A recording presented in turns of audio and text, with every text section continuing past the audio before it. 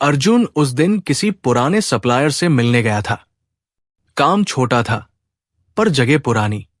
वही इलाका जहां कभी वो अपनी पत्नी मीरा के साथ घंटों बैठा करता था। गलियां तो अब भी वही थी, लेकिन दुकानों के नाम बदल चुके थे।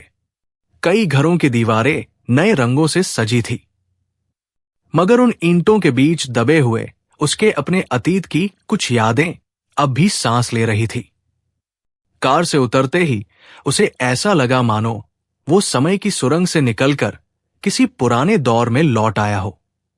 धीरे धीरे चलते हुए जब वो उस नुक्कड़ तक पहुंचा तो उसकी नजर एक छोटे से ठेले पर पड़ी। लकड़ी के बने उस ठेले पर संतरे, केले, अमरूद और कुछ सब्जियां रखी थी। बगल में एक पुराना स्टोव था जिस पर दूध चढ़ा था। भाप उठ रही थी और पास ही रखी थी एक केतली, गिलास और कुछ बेंच। उस छोटे से संसार के बीच खड़ी थी एक औरत, सांवली सी, माथे पर पसीने की बूंदें और एक बड़ा तिल। उसके हाथों में चाय की छलनी थी। कभी वो चाय छानती, कभी फलों को झाड़ती और कभी ग्राहकों से कहती, क्या लूं साहब, चाय या फल? अर्जुन के कदम ठिठक गए। उसके सामने खड़ी वही मीरा थी। वही मीरा जिससे उसने कभी 7 फेरे लिए थे। वही मीरा जिससे उसने कहा था, तेरे बिना अधूरा हूं मैं। और आज वही मीरा धूप में खड़ी होकर चाय और फल की दुकान चला रही थी। अर्जुन का गला सूख गया। उसने तुरंत रुमाल से चेहरा ढक लिया। अब वो पहले जैसा नहीं रहा था। चेहरा भरा हुआ, कपड़े महंगे और चाल में रुतबा आ गया था। लेकिन उस एक पल में वो फिर वही अर्जुन बन गया था, जो मीरा की हर बात उसकी आंखों से पढ़ लेता था। मीरा अपने काम में व्यस्त रही। उसकी आंखों में थकान थी, लेकिन इरादों में कोई समझौता नहीं। अर्जुन धीरे धीरे आगे बढ़ा और ठेले के पास खड़ा हो गया। मीरा ने बिना देखे पूछा, क्या लेंगे साहब, चाय या फल? अर्जुन की आवाज कांप रही थी, पर उसने खुद को संभाला। बोला, एक कड़क चाय और कुछ अमरूद दिखा दीजिए। मीरा ने चाय छाननी शुरू की और अमरूद की टोकरी निकाली। तभी अर्जुन की नजर टोकरी के पास रखी एक पुरानी तस्वीर पर पड़ी। उसमें एक बच्ची मुस्कुरा रही थी, चेहरा कमजोर पर आंखें चमकती हुई, जैसे अब भी किसी को पापा कहने की आस हो। अर्जुन का दिल थम गया। वो तस्वीर उसकी रगों में उतर गई, लेकिन उसने कुछ नहीं कहा। बस बोला, ये अमरूद कैसे दिए? मीरा बोली, सुबह ही लाई हूं साहब। मीठे हैं, थोड़ा मुरझा गए हैं। 100 रुपए किलो, खाकर देख लीजिए। सारे दे दो, अर्जुन ने कहा। मीरा थोड़ी चौंकी, लेकिन मुस्कुराई नहीं। बस झट से तोलने लगी। 8 किलो है, 800 होंगे। आप सब ले रहे हैं तो 640 दे दीजिए। अर्जुन ने जेब से 2 500 के नोट निकाले और थमा दिए। मुड़ने लगा तो पीछे से आवाज आई, साहब 200 ज्यादा दे दिए। भीख नहीं चाहिए। इज्जत बचाने को ये दुकान है, कमजोरी नहीं। अर्जुन के कदम जम गए। मीरा पास आई, उसके हाथ में पैसे रखे और उसी ठहरी हुई आवाज में बोली। अर्जुन की आंखें भर आई। वो कुछ पल चुप रहा, फिर कांपती आवाज में पूछा, तुम्हारा पति कुछ नहीं करता? मीरा ने गहरी सांस ली और बोली, 12 साल पहले तलाक हो गया साहब। अर्जुन का दिल जैसे किसी ने निचोड़ लिया हो। वो पलक झपकते ही अतीत में लौट गया। वही दिन जब उसने अपनी जिम्मेदारी छोड़ दी थी। झोला उठाकर वो धीरे धीरे चल पड़ा, लेकिन उसकी आंखें अब भी उस तस्वीर पर अटकी थी। क्या ये बच्ची उसकी बेटी थी? क्या उसने सच में सब खो दिया था? कुछ ही देर बाद वो खुद ब खुद मीरा के पीछे चल पड़ा।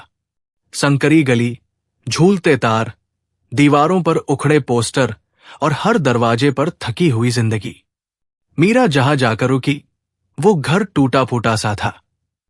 बरामदे में 2 खटिया पड़ी थी। एक पर बूढ़ी औरत आकाश की ओर देख रही थी, दूसरी पर एक 10 साल की बच्ची लेटी थी। कमजोर, बिखरे बाल और पास रखा खिलौना, पर वो उसे छू भी नहीं रही थी। अर्जुन वहीं रुक गया। मीरा ने घर का दरवाजा खोला और भीतर चली गई। लेकिन अर्जुन की नजर उस बच्ची पर अटक गई। उसका दिल जोर से धड़कने लगा। ये अनन्या थी, उसकी अपनी बेटी। यादें टूटकर उस पर बरसने लगी। जब अनन्या 1 साल की थी तो उसकी गोद से उतरने का नाम नहीं लेती थी, और आज वो खटिया पर अकेली पड़ी थी, मानो जिंदगी से ही नाराज हो। अर्जुन और पास नहीं जा सका, बस दीवार के सहारे खड़ा रहा। उसकी आंखें भर आई। तभी मीरा बाहर आई, पानी का गिलास लिए। उसकी नजर अर्जुन पर पड़ी। थोड़ी देर ठहर कर बोली, यहां तक आ ही गए? अर्जुन कुछ बोल नहीं पाया, आंखें झुका ली। मीरा ने अनन्या की ओर देखा और फिर अर्जुन की आंखों में झांकते हुए कहा, अब देख भी लिया। शायद समझ भी आ गया होगा कि अकेले सब कुछ उठाना कितना मुश्किल होता है। अर्जुन ने कांपते हुए पूछा, ये अनन्या है ना? मीरा की आंखें भीग गई, लेकिन उसने कोई इल्जाम नहीं लगाया, बस कहा, हाँ, ये वही है जो कभी तुम्हें पापा कहती थी, अब बस बीमार पड़ी रहती है। अर्जुन के होठ कांप गए। वो पायल के पास नहीं जा पा रहा था। लेकिन अचानक बच्ची ने करवट ली। उसकी आंखें अर्जुन से मिली। अर्जुन झट से पीछे हट गया, जैसे किसी गुनाह में पकड़ा गया हो। पर अनन्या ने बस देखा, कुछ बोली नहीं। मीरा पास आई और बोली, अगर सच में कुछ करना चाहते हो तो सीधा उसके सामने खड़े हो जाओ। छुप कर नहीं, भूत बनकर नहीं, बस एक बार बाप बनकर।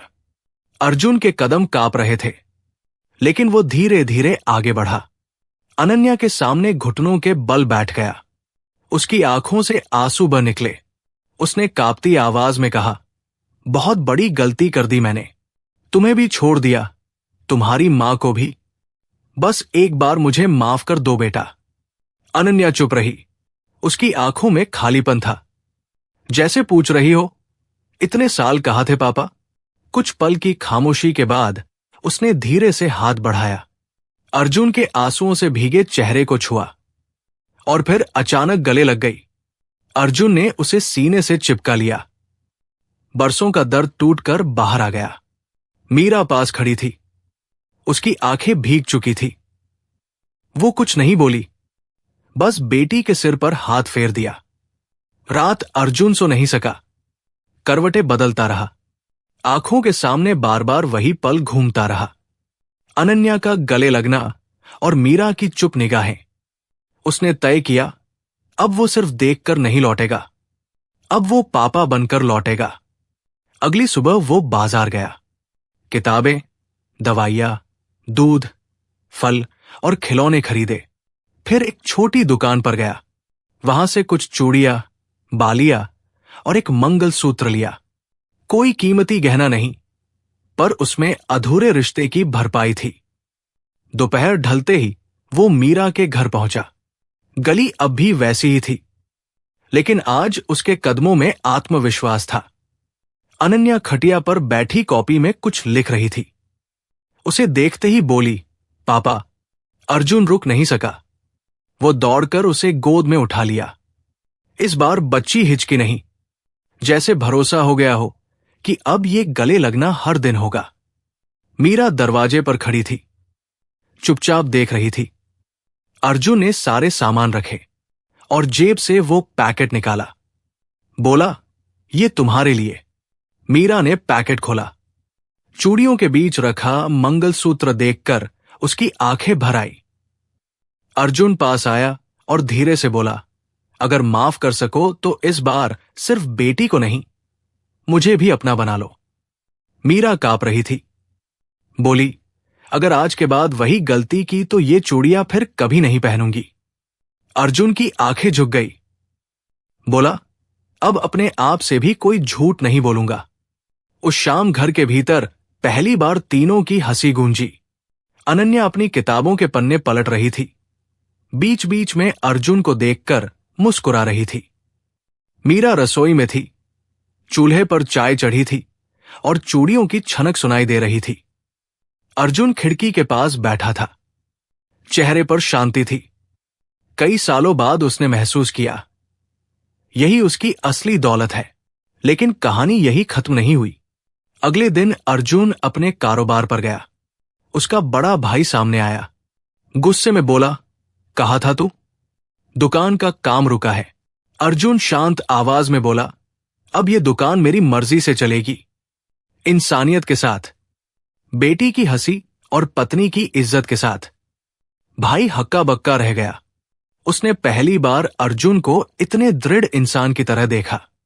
उस दिन अर्जुन लौटते वक्त फल, दवाई और 2 स्कूल बैग खरीद कर लाया। दरवाजे पर खड़ी मीरा को देख मुस्कुराकर बोला, अब कोई हमें अलग नहीं कर पाएगा। अनन्या दौड़कर उसकी कमर से लिपट गई। मीरा ने उसका हाथ थाम लिया। तीनों चुप रहे, पर उस खामोशी में अब दर्द नहीं, भरोसा था। और वहीं से शुरू हुई एक नई जिंदगी। कहानी यही समाप्त होती है। और अगर ये कहानी आपके दिल तक पहुंची हो तो वीडियो को लाइक करें, हमारे चैनल रिश्तों की बात को सब्सक्राइब करें और इसे अपने दोस्तों तक शेयर करें। मिलते हैं एक नई सच्ची भावुक कहानी के साथ।